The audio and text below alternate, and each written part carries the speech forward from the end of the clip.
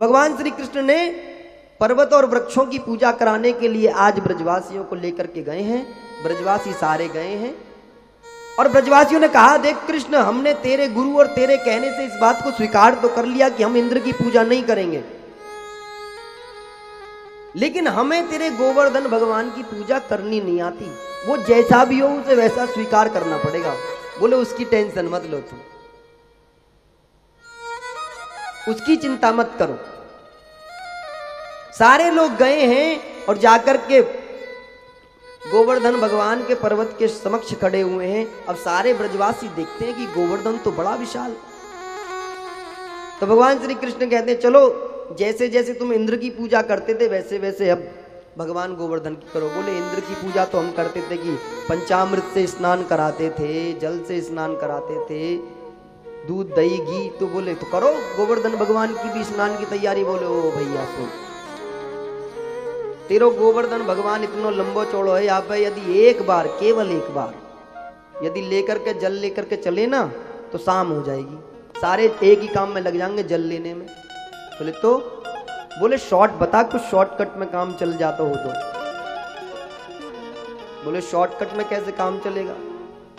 बोले अच्छा एक काम करो, तुम गोवर्धन भगवान को ही बुलाओ कि भाई तुम्हारी पूजा कैसे करें, वो ही बताएंगे कि अपनी पूजा कैसे होनी है। तो सबने बड़ी जोर से जयकारा लगाया, बोलो गोवर्धन भगवान की जय। महाराज जोर से जयकारा लगा तो भगवान हाजिर हो गए एकदम। सारे देखने लगे गोवर्धन भगवान को। बोले इंद्र के यज्ञ पीढ़ियों से करते आ रहे, स्वाहा स्वाहा करते करते थक गए, पूरी आहुतियां लग गई, इंद्र एक दिन में नहीं आयो। और ये गोवर्धन भगवान तो बड़ी सरल है, एक ही बार में आ गए, ना मेहनत कराई ना कुछ करायो। और ऊपर गोवर्धन भगवान खड़े हैं, नीचे सारे ब्रजवासी खड़े हैं। मधुसूदन पास में, कृष्ण की जो बाल मंडली है ना वो पास में खड़ी है आराम से चकाचक, और खड़ी होकर के कृष्ण की तरफ देख रही है। बोले आज नयो कुछ कर दियो काम लगे कन्हैया ने। तो कन्हैया से मधुसूदन पेट में उंगली मार के कहवे, कहा चक्कर है, कोई नयो आ गए हो, कहीं माखन वाखन कमी है गई है, कहीं यहाँ से जुगाड़ लगा रहा हो कि अब माखन से पेट भर गए हो तो बोल सोच लो इनके सब लड्डू पेड़ा पूड़ी सब निपटांगे चल चल के। बोले चुप खड़ो रहे, आज चक्कर में मत पड़ ज्यादा, कहीं कहीं चुप रहना चाहिए। तो महाराज एक बड़े बूढ़े ब्रजवासी आए कृष्ण के पास में। बोले भैया गोवर्धन भगवान तो आ गए, अब इनसे पूछो कैसे करनी है पूजा, तू पूछ। सारे ब्रजवासी डर रहे हैं क्योंकि आज तो भगवान का स्वरूप सामने खड़ा है, पीछे सूर्य जैसा तेज भगवान के घूम रहा है। तो भगवान ने कहा हाथ जोड़ करके, हे गोवर्धन भगवान, ये सारे ब्रजवासी बड़े भोले भाले हैं और आप कृपा करके बताओ कि कैसे पूजा करनी है आपकी, आप कैसे कैसे करोगे। तो भगवान स्वयं कहते हैं, देखो ब्रजवासियों, मेरी कोई विशेष पूजा नहीं है। आप बड़े दिन बाद मेरे पास में आए हो, मैं तो आपका कई वर्षों से जन्म जन्मांतरों से इंतजार कर रहा हूं, लेकिन आप आए नहीं मेरे से मिलने के लिए। मेरे को तो इससे बड़ी प्रसन्नता ही नहीं है कि आप इतनी जल्दी मेरे से मिलने के लिए आ गए। अब तो इसलिए कहते हैं आप जैसे मेरी पूजा करोगे उसी भाव से मैं स्वीकार कर लूंगा। और कृष्ण को मेरी पूजा करनी आती है, इसीलिए कृष्ण से ही पूछ लो। एक स्वरूप में भगवान नीचे खड़े हैं और एक में ऊपर खड़े, तो ऊपर वालों ने नीचे पर डाल दी। बोले तू लेके आया, तू जान, चक्कर में नहीं पड़े जाता। तो भगवान कहते अच्छा चलो एक काम करो कि गोवर्धन भगवान आप अपनी शक्ति और सामर्थ्य मेरे अंदर डाल दो, प्रवेश करा दो, शक्ति को ट्रांसफर कर दो। आपकी जो शक्ति है उसके आधार पर ही मैं आपकी पूजा कर सकता हूं। तो भगवान गोवर्धन कहते हैं तथास्तु। तो अब भगवान श्री कृष्ण कहते हैं कि हे ब्रजवासियों, अब सबसे पहले भगवान गोवर्धन को स्नान कराना है। तो मधुसूदन पास में खड़ा हुआ ऐसे देखता है मुंह उठा के। बोले स्नान कराना हो? बोले हाँ। तो मधुसूदन पालती मार के बैठ गयो। भगवान कृष्ण ने पूछी भैया तू काहे को बैठ गयो? बोले बाल्टी भर के तू ही लाएगो, अपनों कोई लेनो देनो नहीं, जल की व्यवस्था ही ना कहीं भी। भगवान गोवर्धन जहां है वहां रेगिस्तान की भूमि है, दूर दूर तक जल नहीं है। बोले भैया मैं तो जाऊं ना हूं यहां से। तो दो चार जो है वो भी बैठ गए बड़े बूढ़े भैया। बोले हमारे भी बस की जल लानो ना। तो कहा करें, बोले अरे तुम आंख तो बंद कर लो कम से कम, मत लियो जल। गोवर्धन भगवान ही अपने आप कुछ ना कुछ व्यवस्था करेंगे। तो फिर से गोवर्धन भगवान को बुलाया, प्रभु जी स्नान कराना बस की नहीं है। बोले तो क्या करें? तो भगवान गोवर्धन कहते हैं कि मैंने कृष्ण के अंदर जो शक्ति स्थापित करी है, कृष्ण चाहेगा तो अपने मन से यदि गंगा की उत्पत्ति करना चाहेगा तो यहीं पर गंगा की उत्पत्ति हो सकती है। तो भगवान ने कहा चलो ब्रजवासियों आंख बंद करो। सारों ने आंख बंद करी।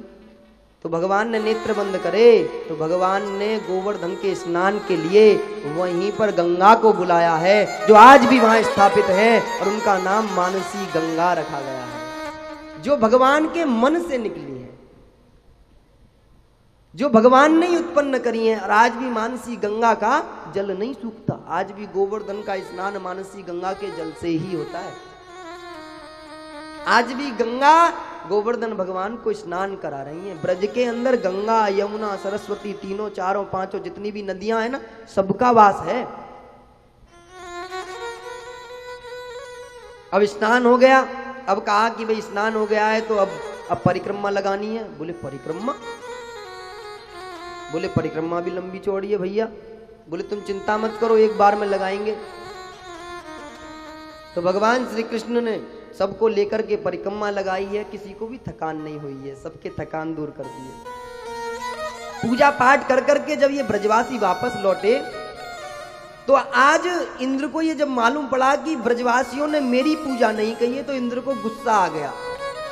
तो इंद्र ने कहा जिस क्षेत्र में मेरी पूजा नहीं हुई है, मेघों से कहा कि जाओ मेघ और जाकर के सारे ब्रज को डुबा दो। ब्रज में कोई जीवित नहीं रहना चाहिए।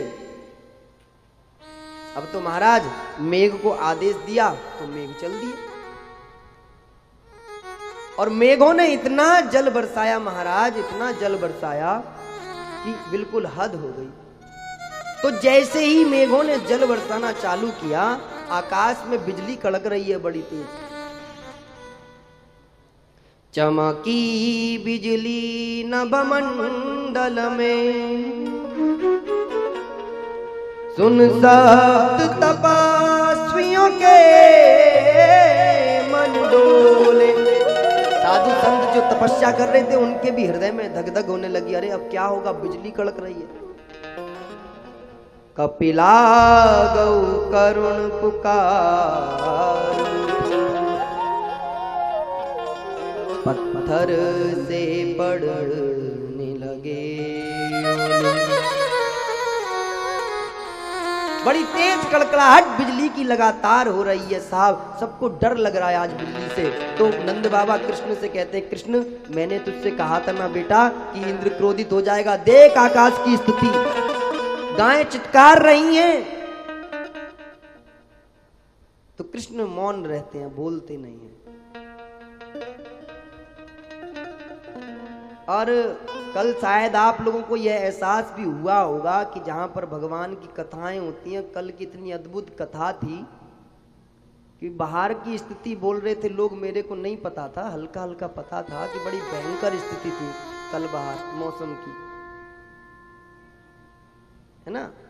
सबको लग रहा था महाराज बड़ा डिस्टर्ब हो रहा है, लेकिन वो भूल रहे थे कि इंद्र के पिताजी की कथा चल रही है। और बाप के सामने बेटे की औकात नहीं होती कि थोड़ा सा भी डिस्टर्ब कर पाए, तो वो बाहर बाहर ही शोर मचा रहा हो बेचारो, अंदर नहीं आयो जितना मचाना। तो साहब अब तो इंद्र को अहंकार हुआ तो भगवान मौन है, गंभीर है, आज आयु बहुत छोटी है अभी। भगवान के पास में सारे ब्रजवासी आते हैं, ब्रजवासी कहते हैं देख कृष्ण हम तेरी वजह से सारा ब्रज कितना संकट में आ गया है।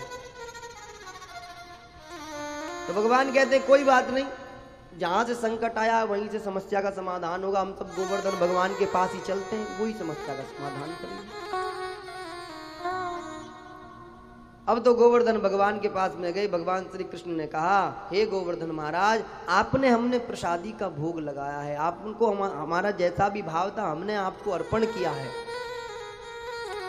सारा भोग आपको अर्पण किया है। यदि हमने आपकी पूजा थोड़ी भी श्रद्धा भक्ति भाव से की हो तो आप कृपा करके हमें पुनः दर्शन दो।